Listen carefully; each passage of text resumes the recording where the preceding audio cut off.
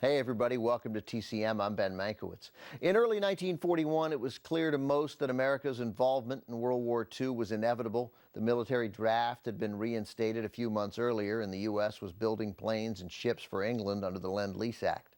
Up next, a movie that captured the spirit of a country gearing up for war. It became one of the year's biggest moneymakers.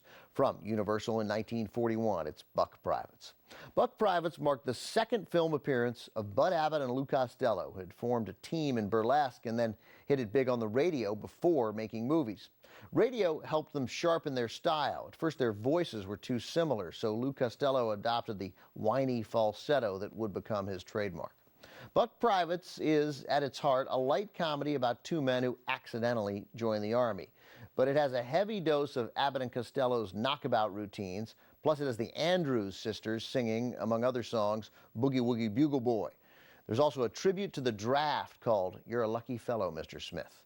The combination of comedy, music, and patriotic flavor made this Universal's top-grossing movie of 1941.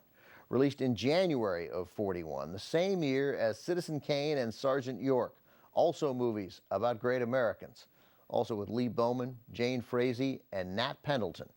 Here's Buck Privates. The drill sequence in Buck Privates required retake after retake because director Arthur Lubin kept cracking up at Lou Costello. It fell to the movie's editor, Phil Kahn, to string together the good parts.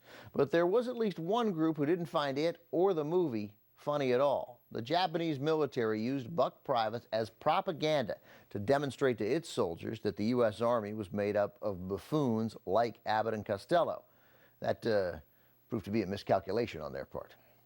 Universal Pictures quickly capitalized on the popularity of the comedy duo. After Buck Privates, Abbott and Costello made many more comedies together, and several years later, a sequel to Buck Privates, Buck Privates Come Home. The duo ended up making over 24 movies together. Up next, a World War II comedy adventure with Clint Eastwood and, of all people, Mr. Warmth, Don Rickles.